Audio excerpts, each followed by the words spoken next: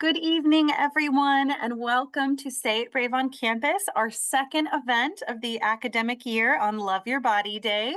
This event is a continuation from one of our most popular Say It Brave on Campus events last year, Born Worthy, Navigating Diet Culture's Burdens and Learning to Be There for Ourselves and Others. So tonight, we'll be continuing that conversation. While we highly recommend watching that event in partnership with ANAD and Born This Way Foundation, from the last academic year, that is not required to participate or enjoy or soak up all the wisdom and tips and tools that will be shared this evening. So as always, I really want to begin by thanking you. Thank you for being here. Thank you for caring about creating mental health awareness on campus and ending stigma.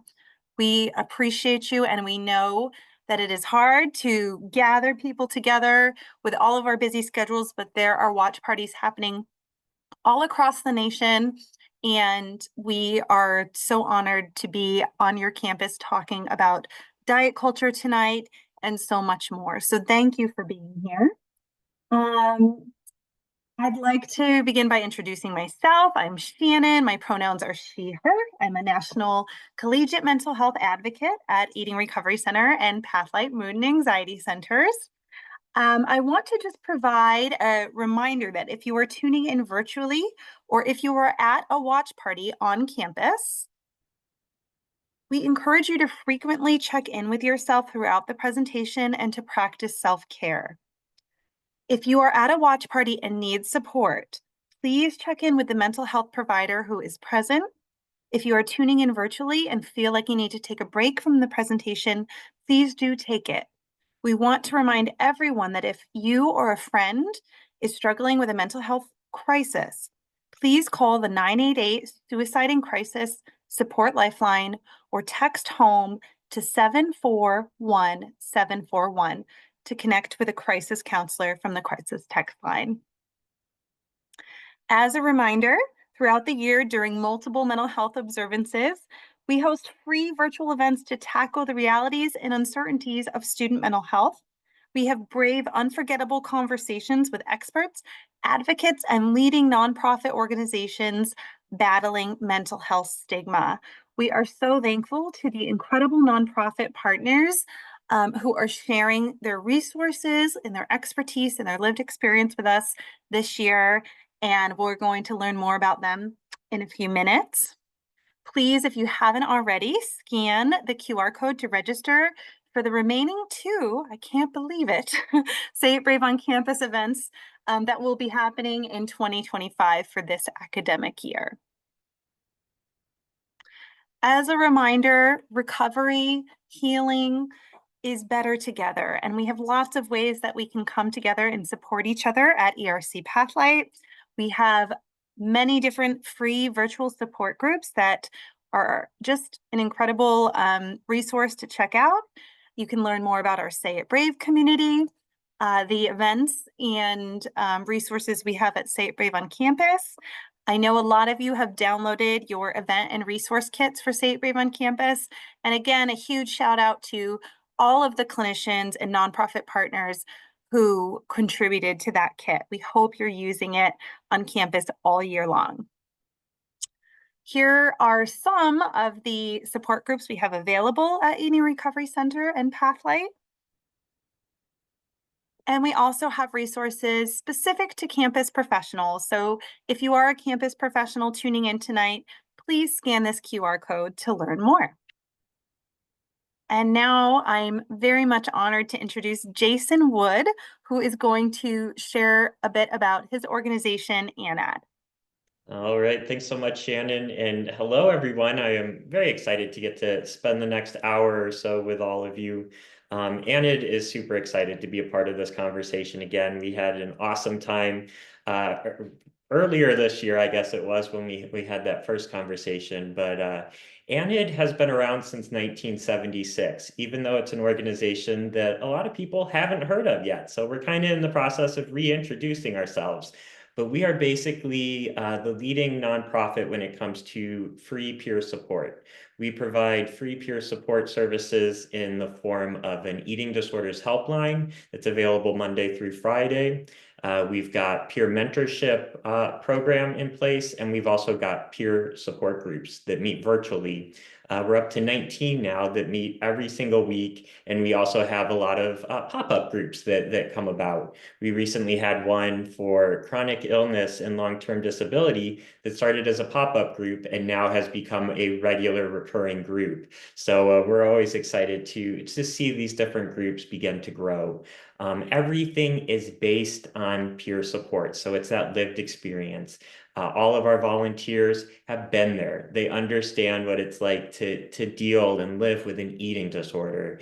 And we really find that when we create these peer spaces, it's that connection and that community that can lead to the development of hope and healing. So it's really been a privilege of mine to be able to be a part of this organization for the last 2 years and to just see the impacts that coming together can really have on recovery.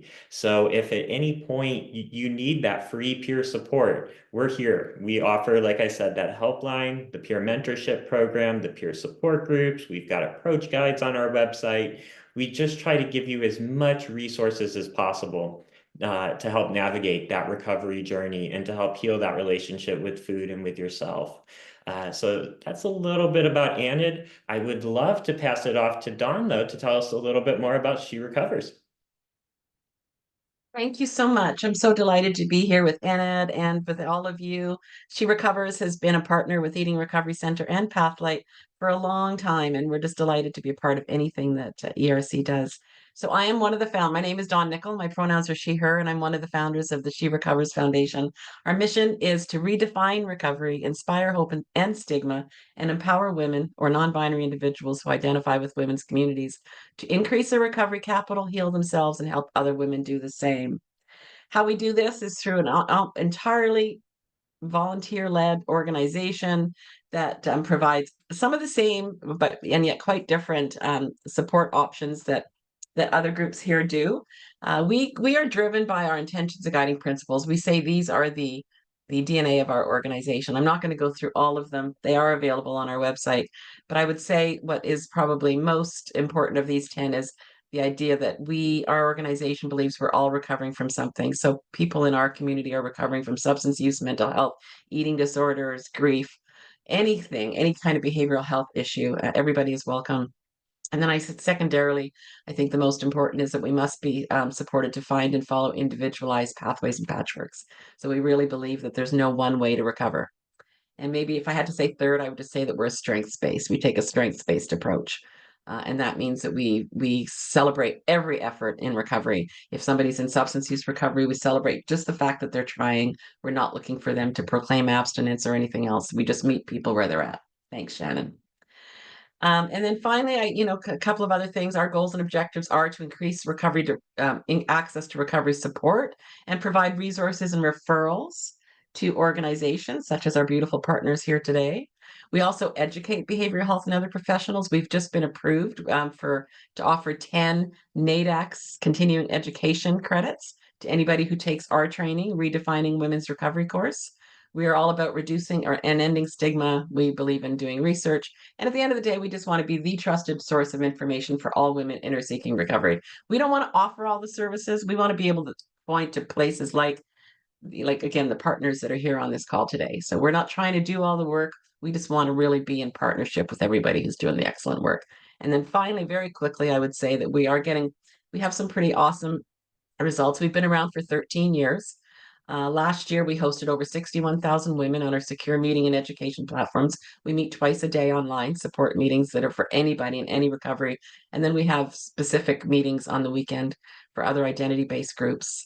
We've provided a lot of information. So we have almost 400,000 people a year come to our website to look for sources and resources. So we're able to point them to other organizations. And we just keep training more and more professionals so that we can help grow our movement. And lastly, I would say we do believe in research, and one of the things that we do know that we've been successful at is when we poll our community members, they do talk about the work that they're doing in our community and the support that we provide them as being beneficial to their recovery. So we try to track that as closely as we can. And I think that was the last slide. Thank you very much. And I'm really delighted to be here.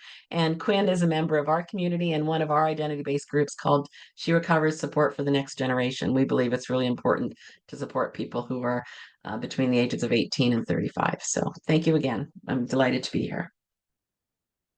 Thank you so much, Dawn and Jason, for all of the work you do in your lives personally and then at ANAD and She Recovers. It's such an honor to share space with you tonight.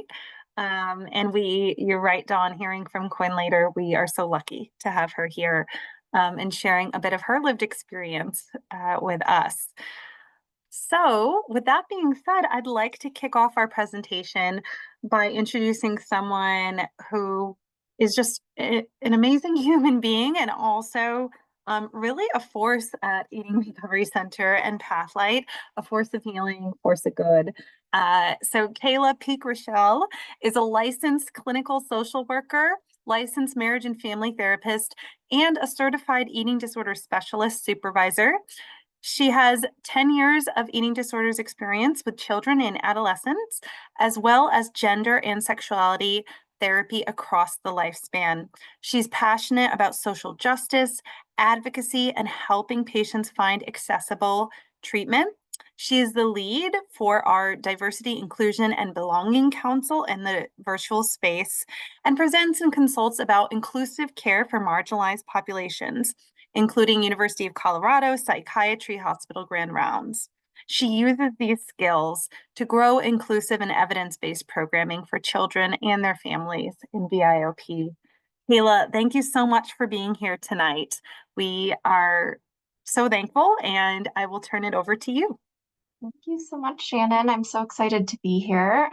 This is probably one of my favorite topics that I could talk about for a really long time, and I had to squish it all into like 4 slides. So I'm going to try to keep it as concise as possible. I want to, before I kind of jump into my slides, recognize that I'm going to be talking about diet culture as a system of oppression. I hold a lot of privilege as someone who is white, someone who is, straight passing, somebody who has an education, who, is in good standing financially and can kind of afford basic needs. So I really want to kind of highlight that before I jump into this presentation. I am by no means an expert, but it's definitely something I'm very passionate about. So kind of understanding, the reason we're here, right, is really talking about diet culture and kind of how it impacts us and how we all kind of have to really heal and understand how to work and live and play and be within diet culture, right? And so this is kind of how I see things and how some other people see things, is I really think diet culture is a system of oppression that comes from white supremacy and the patriarchy. If we think about a system of oppression, it's really that definition is a pattern, right, of how folks are treated that are not within the idealized community, right? So if you're not white and you're not a man, right, and there's definitely other identities in there, right? If you're not straight and you're not this and you're not that, all of those things, right? If you're not able-bodied, right, then there is something wrong, or you are less than, right? Or you're doing something wrong. And so that's where that inferiority or morality kind of comes in, right? And so if you don't fit within the boxes, or you're not striving to fit within those boxes of what it means to be white, what it means to be male, what it is to be straight, what it is to be able-bodied, all of those kinds of things, right? Then you're not worthy, right? And that really contributes to our anti-fat bias, right? So that's stigma, right? Discrimination, prejudice around folks who are fat, right? Or in larger bodies. I use fat as a neutral descriptor. And so, right, we see this not only in our culture and how people are treated in day to day, but we see this in how just our environment is set up, right? I can't tell you the stories I've heard of the people I've worked with who you know, I can't take the bus, right? Because it doesn't work for my body, or I can't do this thing because it's not accessible for what my body needs, things like that.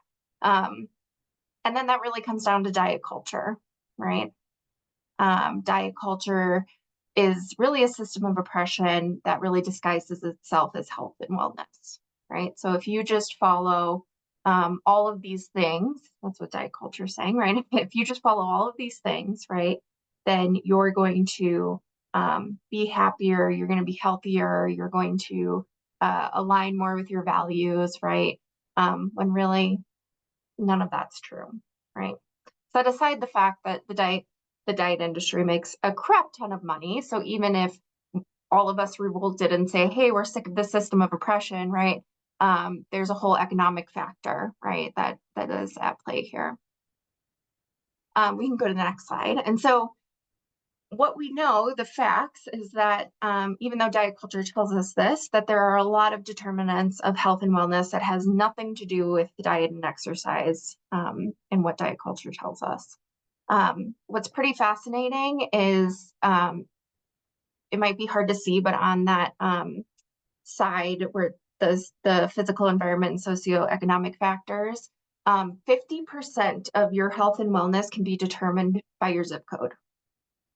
Wild. That's wild, right? So really what that speaks to is that, you know, education, job security, support systems, right? Do you have housing? Do you have access to food? All of those things really impact your health and wellness. 50% of that actually impacts your health and wellness over anything else. And that has nothing to really do with, I mean, it does. We could argue that it does, right? But really has nothing to do with diet culture. It's pretty crazy. And so if we kind of go down, 20% is healthcare, kind of determines health and wellness. 30% is health behaviors, but if you can see, diet and exercise is only like a chunk of that, right? It's 1/4 of this 30%, right? Substance use, having safe sex, all of those kinds of things, right, also play a factor. So I love this graph, and Leslie Schilling is a dietitian that actually created this. And I actually kind of cold called, emailed her and said, hey, I don't know you, but I love this graph. And how much do I need to pay you to be able to use this in all of my work? And she said, just use it. It's fine. So I do, because I think this is really accurate in terms of, right, kind of the lie that diet culture gives us, right? We can go to the next slide. And so the impacts of diet culture is really significant, and you know, I think goes beyond. It's very insidious, right? We don't really know how it's going to pop up, but it tends to pop up all over the place, right? And so the biggest impact is it can kind of lead to these cognitive distortions. So for those of you who don't know what cognitive distortions are, they're irrational or negative thought patterns that can cause a person to perceive reality inaccurately, right? And so diet culture in and of itself is a lie, right? It's feeding us these lies. And everyone around us is kind of getting on board most of the time, right? And so because of that, right, then we start thinking, right, okay, well, if I exercise 3 times a day, then this is going to happen. Or if I just cut out this is going to happen, right? We start believing in those things. And that really can kind of going back to those systems of oppression, we start putting value on that, right? So as a recovering perfectionist, I understand this of like, well, if I just get this much done, you know, then I'm, you know, it's that feeling of worthiness, right? I'm just gonna, you know, if I get this much done, or if I, you know, look this way, or if I do this thing, right, I'm gonna be more worthy. And that's kind of where this leads us, right? And so that leads to low self-esteem, right? If I don't get all that done, I don't look a certain way, I don't exercise a certain amount, I don't, you know, follow a certain diet, or blah, blah, blah, blah, right? Then, you know, something's wrong with me, I'm not worthy. Obviously that leads to negative body image, because we can never be enough for diet culture, right? It's never enough. That has mental health impacts, right? Increased anxiety, depression, that disordered eating obviously is a big one, eating disorders. And that can look all sorts of ways that can impact our day-to-day living, right? So I put work, school disruption, decrease in interpersonal skills, or kind of distress tolerance and relationship issues, right? So it can, unfortunately, right, it can get to that point where it's interfering with our day-to-day life. But all of this to say is it really comes back to that feeling of unworthy, not enough, right? And really kind of, that inferiority, that morality of I'm not doing enough, I must be bad, I must be a bad person. It's kind of all wrapped up in that. So if we go to the next slide, this is a little body image card that I actually created with our marketing team. And it's really hard to kind of define and understand how body image works and put that into a picture. So this is kind of the best we could come up with. But I think the biggest piece I want to highlight here is, body image, it can vary moment to moment, right? So one moment we can be feeling empowered and feeling like liberated in our body, right? And then maybe something happens, or maybe like, you forget to drink your cup of water that you normally drink at 2 o'clock, and all of a sudden you're feeling something, and right then you spiral into body grief, right? Like anything throughout our day can kind of change that. And so the things that I kind of wanted to call out are some of these definitions. So body acceptance, I think, I guess before I go into these definitions, I kind of want to say none of these are good or bad, right? I really don't want to put like morality on these either, right? We're all part of this journey. And it's just like emotions, right? Body image is kind of just like emotions. They're going to come and go. It's going to ebb and flow. It's going to be bad and good and yucky and feel great all at the same time, right? And so these definitions are really just to give language to where you're at on a given day. It's not a destination or, I'm in, not in body acceptance, so something must be wrong with me. That is not what this is for. It's just to kind of give language around where you're feeling, kind of like an emotion wheel, but for your body image. So body acceptance is embracing your body as it is, regardless of societal standards. Body liberation is celebrating all bodies and actively challenging negative body image and fat phobia. Body neutrality, accepting your body without forcing, focusing on the appearance, function, or meaning. And body respect, using your autonomy to make decisions that respect your body. There's more labels under the thoughts and feelings on that back side of the card. There's a few books that I want to kind of give a shout out to here as well. The personal is political, right? And so all of these systems of oppression that in the ways that they impact our body image, it really does have to, we have to kind of look at it with a bigger picture, right? So for something that might fit for me and my body and my language may not work for someone else because they're dealing with all sorts of other intersectionalities and identities that, kind of create their experience and language that they need. And so, for example, right, like body acceptance sounds like a really great thing, right? And for some of us, great, let's use that. But for others, it may not be tangible because of the identities in which they live, right? They live in a larger body, right? Or if they live in a disabled body or, whatever that may be, they get told every day, right, that your body's wrong, something's wrong. And so acceptance might not be, feasible. And so just something to kind of think about, right, as we use this language. And again, this is like an emotion wheel. It's to give more language. It's not to put values on it. So I'll stop rambling about that. And for a second, I just want to kind of shout out some of these books. I have 3 total that kind of really, I think, help give a bigger picture of this whole experience. And the first one is The Body's Not an Apology by Sonia Renee Taylor. This one probably has been out the longest, and a lot of you probably know about it already, but if you don't, this is where I would actually start. It's more of a digestible read, and it's about radical self-love, which is on this card. Again, radical self-love may not be feasible for some people, and that's okay, but I think it's also good to kind of expose yourself to it and take what works and, you know, leave what doesn't. The next one that I really like is The Belly of the Beast. So this book is really kind of surrounding the politics of how anti-fat bias is racism, right, in diet culture form. And so he actually references Sonia Renee Taylor's book. So that's why I think starting with Sonia Renee Taylor would be good.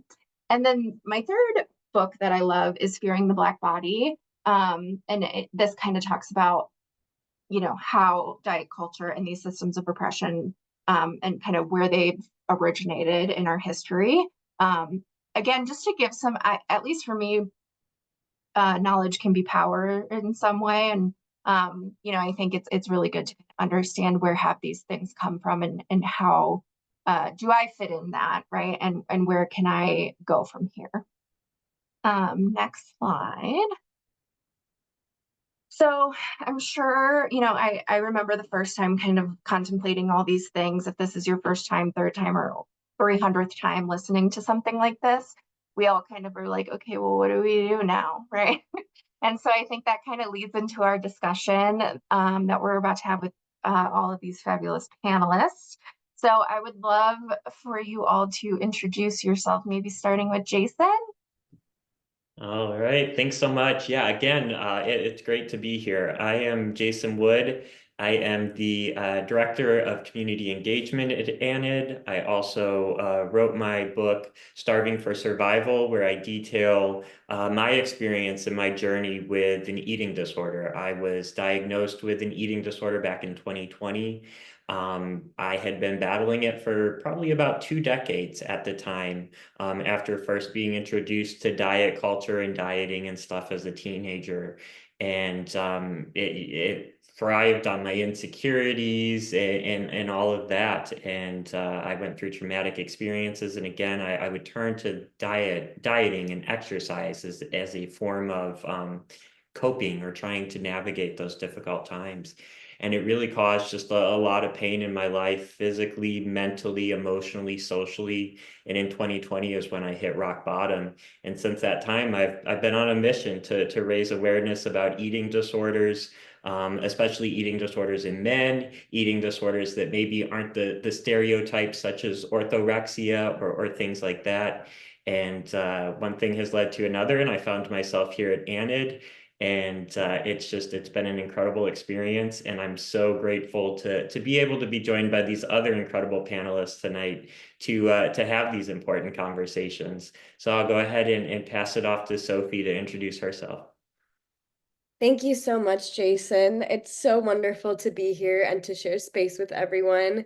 My name is Sophie Chev. I use she and they pronouns. And this is a very full circle moment for me, as was the last panel with Pathlight ERC, because I am actually an ERC alum.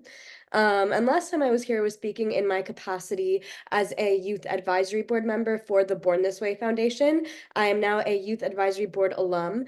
But I bring a lot of my lived experience to the table as a former patient and someone that was denied a lot of the healthcare that I needed due to a lot of the systems that Kayla was speaking about, particularly medical algorithms that are often founded in racist and eugenicist medicine.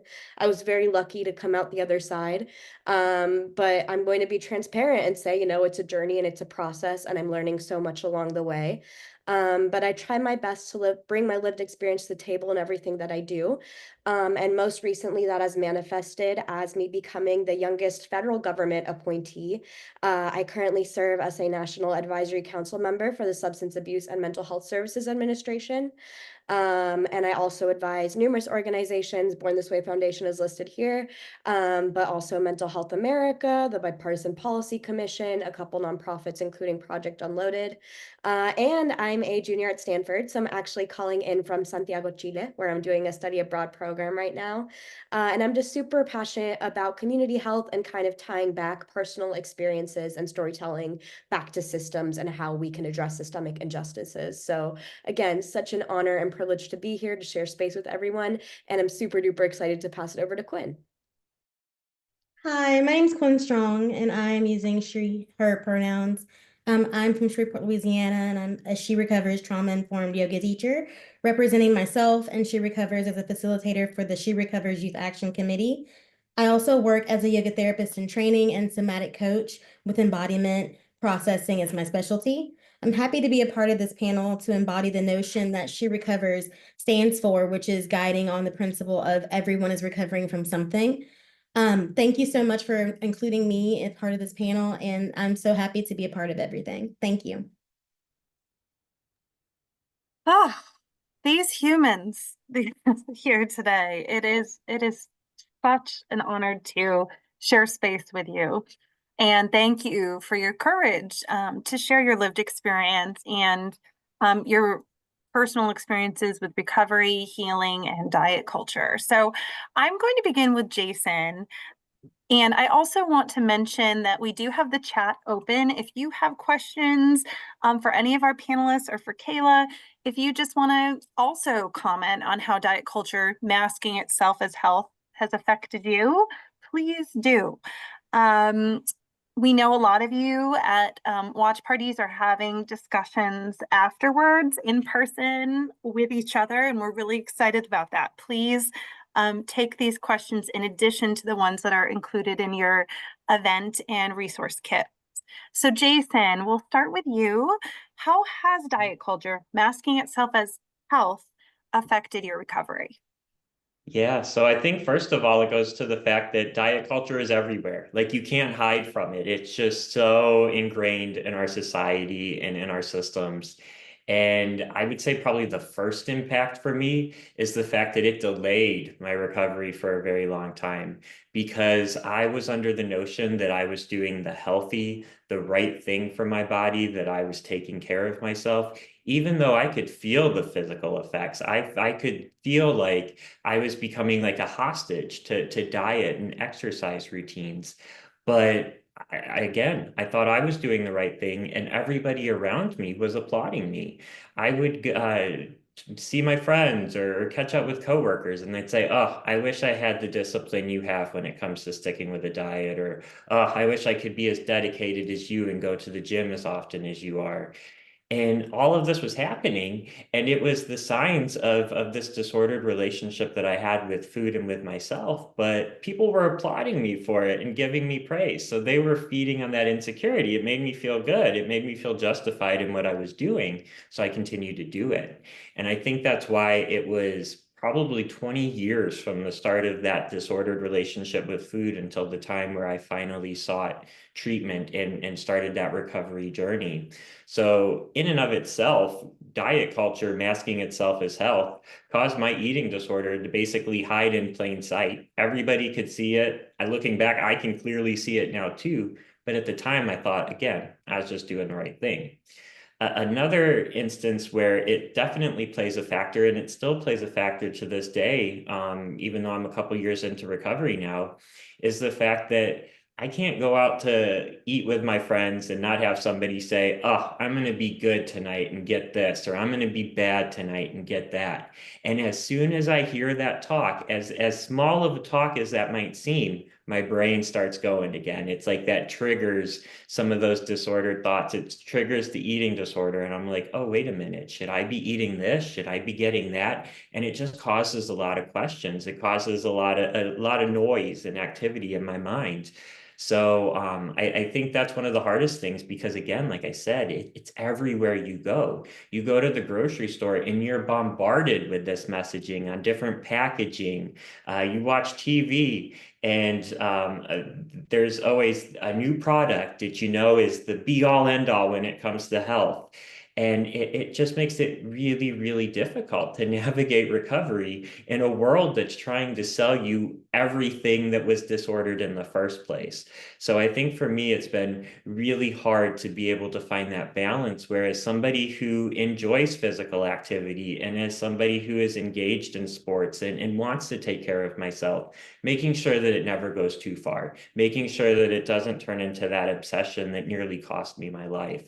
So it's been difficult, but that's what recovery is all about. It's those ups and downs, it's those trials and errors so that I can find that balance and be able to live a lifestyle that I want to, a physically active lifestyle where I can engage in like the sports you're seeing here. I'm much better at tennis than I am at golf. So you can probably tell right there from the swing. But I enjoy doing those sorts of activities. And I think diet culture took away some of that joy for a really long time because I saw those physical activities. I saw that training and the stuff that I would do for athletic performance as you know, forms of punishment or something that I had to do in order to earn my food or to earn that next meal. Now I'm returning to that joy again. Now I'm realizing, hey, I like to do this because it's fun, because it's something I enjoy. And I take my training and everything a lot less serious than I used to. And overall, it's just really increased the quality of my life. But yeah, I would say that's probably there's countless other ways I feel like where diet culture impacts my recovery, but those are the ones that really come to mind right away for me. Thank you so much, Jason. Quinn, I'm going to turn to you. The next question is, how has body neutrality served you in your journey?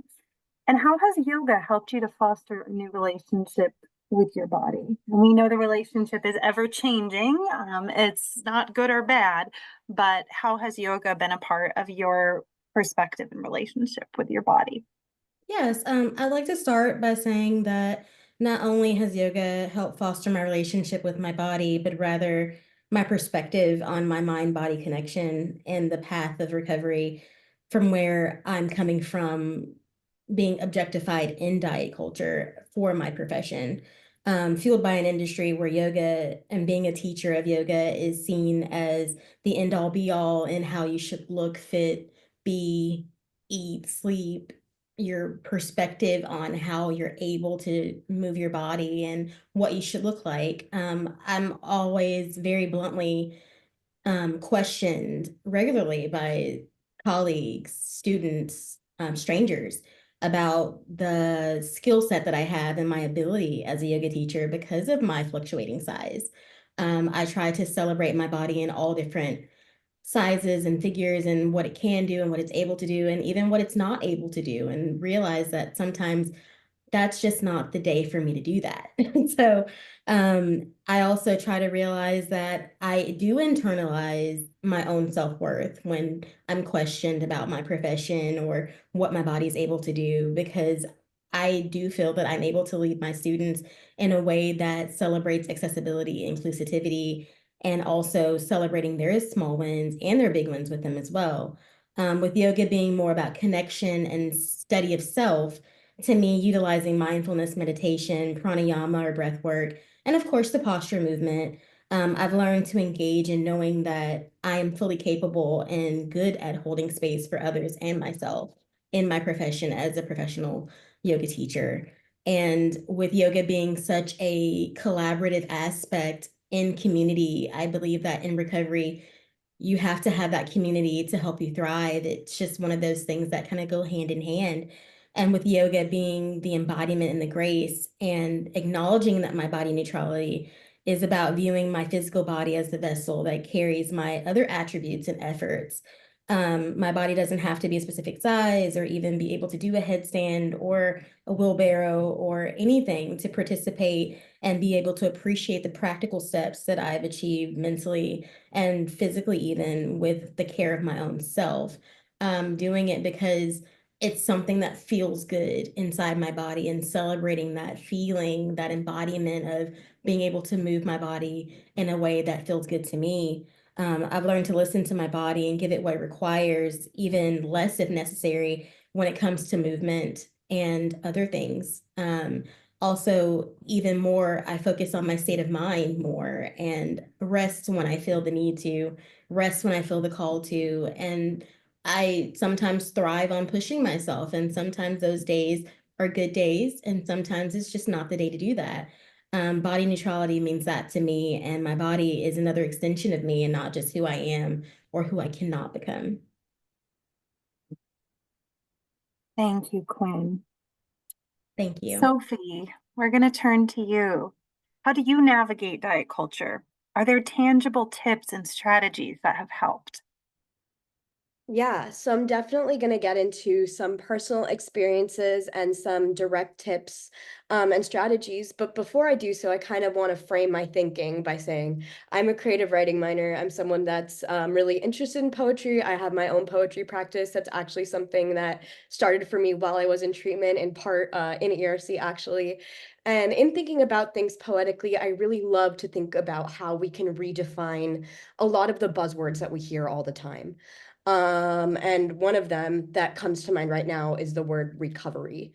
Not necessarily recovery from eating disorders, but it could be recovery from falling victim to these lies that come from diet culture. And we think about recovery, we think about literally redefining what covers us, what sustain us, what covers our minds, what covers our brains. And when we are so entrenched in this diet culture mentality, what's constantly covering our mind are these lies, are these ideas of equivocating certain behaviors to moral standing, to worth, to an idea of health that is ultimately meant to reduce the body down to a vessel for productivity and an ableistly defined version of health, rather than to the version of health that works best for us, for our bodies, for existing in community. So we have to recover our mind with the things that sustain us, that sustain true health for us. And that's where I think disability justice can play such an important role in kind of tearing down that individualist notion that diet culture tends to really uphold. And one of the leaders in disability justice is Sins Invalid, which is a performance collective of disabled bodies. And they have these 10 principles of disability justice that I like to try to feed a lot of the decisions that I make in my day-to-day life through when I'm trying to consider whether it is the right one for sustaining the version of health that makes the most sense for me, that makes the most sense for my communities. And the ones that I want to point to today are the piece about interdependence, about collective liberation, because a lot of times it's not easy. I'll give an example. The decisions that we make in our day-to-day life could very likely be framed as diet culture. Due to some lapses in my own disability, there are times I have to turn back to structured versions of eatings and meal plans. And that could be read as something that is very much inherently part of diet culture. Structure is part of diet culture. But for me, that's also part of my own care, of my own recovery, of my own reframing. So I think when it comes to making those decisions, when it comes to interacting with that content, kind of feeding it through these ideas of disability justice, of is this decision that I'm making going to help me show up in community? Is it going to help sustain me so I can work towards being part of interdependent spaces? So I can work towards tearing down these stigmas, so I can work towards building community. That's really what's been most helpful for me. I was recently speaking with one of my fellow mental health advocate friends, and we are very, open about our shared experiences. And something that we say is that we always kind of need like a little mantra or sticky note that says, bring it back to the system, tie it back to the system. Anytime you see any content, whether it be on social media or it be a comment from a friend, and you're trying to decide, which framework it fits into, whether it's helpful or not, I think it's very important to think about which system it belongs to. What is the ultimate result of this action that I'm debating whether I'm going to take or not? What is the direct result of this statement or fact that is being fed to me? So that's kind of the overall point that I wanted to make. But I think it is very, very important to know that a lot of times there is a middle ground here. A lot of us have talked about movement as well. Movement can be something that absolutely plays into diet culture. It could also be something that plays into liberation. It could be something that plays into community building, into recovery. So there really is no one way to define an action or define a decision using one framework. And I think it's really important to kind of work towards finding these middle grounds and overall kind of finding how it can work best for you.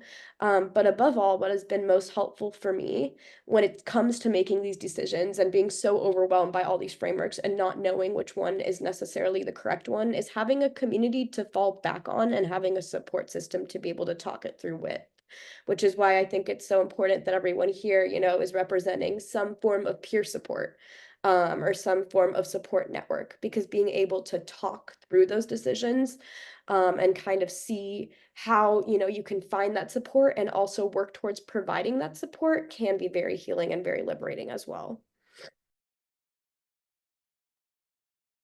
Thank you.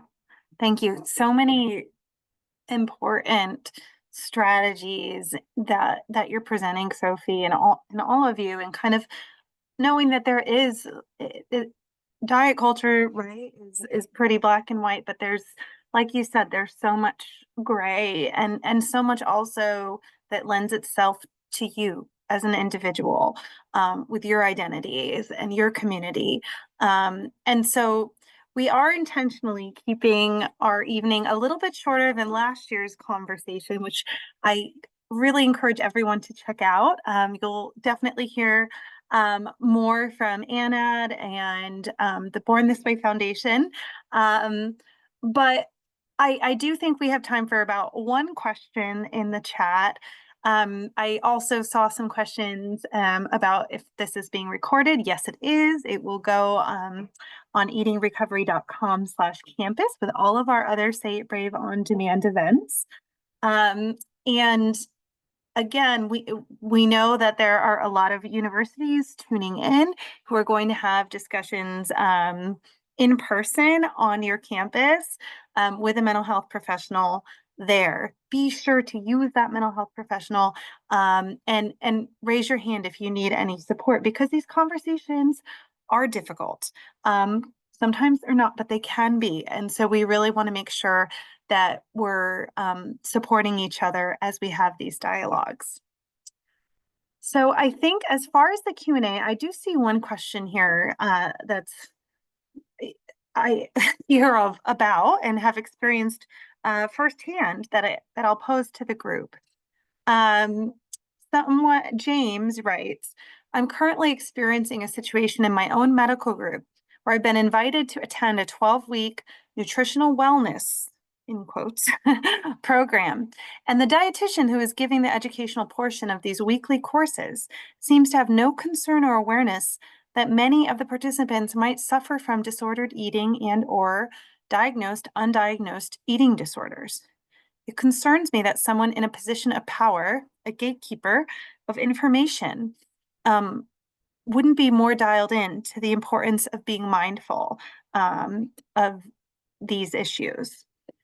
My question to all of you is, how can we engage in constructive dialogues with these kind of knowledge gatekeepers and invite others to think bigger and be more responsible with their efforts to share wellness knowledge that is ED informed, eating disorder informed, and not laden with diet culture mindsets and messaging?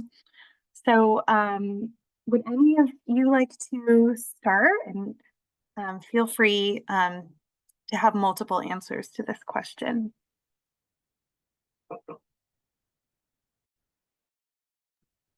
Yeah, so the one thing that came to mind right away for me is to, of course, approach it from a learning experience perspective. And for me personally, that's been through sharing my story. And being authentic and being vulnerable. And it's super uncomfortable to do it. But I found that when I do have those conversations with people, and it's just, that authentic self, and I'm just telling them how some of this information or their dialogue is making me feel, that people seem to be a lot more receptive to it. And I think one of the things that's super important, and we always stress this at Anna too, is to use those I statements. Say, I feel this way. It's making me feel like this, rather than you're doing this or you're doing that, because then it can come across like you're accusing them of something. and oftentimes people will be less receptive in that regard. So I definitely think approaching it and trying to take that learning approach to it, but using those I statements and interjecting your personal experiences if you feel comfortable doing so. You can always share other experiences too, such as a recording from this event or where other people are talking about their own personal experiences if you're not ready to share your own. I can jump on real quick. I want to shout out an incredible disability activist. She is quite active on social media. Her name is Imani Barbarin. Crutches and Spice is her handle. And she suggests that, and a lot of, this can connect very directly to people online who are engaging in ableist frameworks and may not necessarily know about it. And what she participates in is a framework that she calls calling in rather than calling out. So inviting people to kind of engage in this conversation with you and kind of come with you on this journey of, okay, what is your end goal with this conversation about health and diet and eating and wellness? What kind of health are you trying to promote? What is the end game here? And a lot of times you'll realize that people don't necessarily know the impact of what they are doing. I've had many conversations with people that have been, for example, in favor of bariatric surgery for minors, which is something that the American Academy of Pediatrics recently came out supporting. And they had not necessarily considered the flip side of that and how, ridiculous and anti-health that truly is. But a lot of times that kind of comes with opening up that dialogue where it's like, okay, this is, again, I statements, something I see that could be a negative impact. How do you see this playing out? What is your overall framework? And I'm not gonna lie, a lot of times that's not easy, and a lot of times there are a lot of power imbalances that make it so that's not necessarily possible. But I think that being able to engage in dialogue and communal conversation, and always framing it as a kind of like, how can we work together to find some kind of solution, some kind of middle ground, is more restorative than, maybe just going at it. But it can be very hard and it is very, very angering. And I think that there is a lot of value in also respecting and honoring and really channeling that anger, because it's everywhere. It's everywhere and it's exhausting. And we can't point out every single time that these injustices are being perpetuated by people who know it and who don't know it. But everywhere you can call in instead of call out, I think that is an approach that has worked for me. Sophie, I'm so glad you brought up the anger piece because this is the stuff that just like gets me going and kind of ticks me off. And so I want to provide also some context to this this question. So I think a lot of folks think that, oh, they're a dietitian, they've worked with eating disorders or they understand eating disorders. It is a select few dietitians that have training in eating disorders. I would say the majority of dietitians, their training is in weight loss, is in kind of this diet culture kind of thing. So, dietitians, doctors, therapists, like all professions, right, are really, unless they have sought out this specialty, don't have this information, which is awful. And I love these ideas of coming in vulnerably and calling in. Because they truly may not know, even though it's like, okay, well, you have the title, you should know this, right? But they may really not know.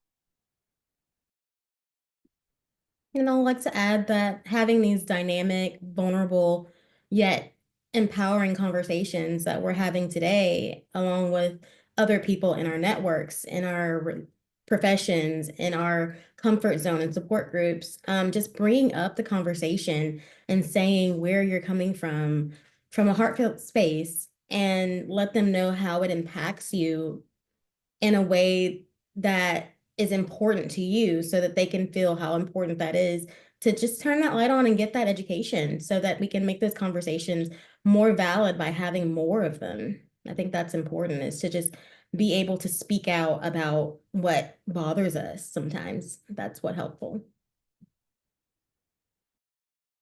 I love that. I love these ideas. And I want to just again say that we have two nonprofit partners tonight, the She Recovers Foundation and ANAD, that provide truly, and I've attended gatherings and support groups with both, truly inclusive and supportive spaces to talk about mental health and healing and eating disorders, and baked in all of that, the ebb and flow of diet culture in our lives and how it impacts us and our relationship with our bodies. So really hope that you will check out She Recovers Foundation. And Anad, want to thank you for taking the time to be a part of this conversation, to hear these lived experiences, and learn a bit more about the roots of diet culture and the impact.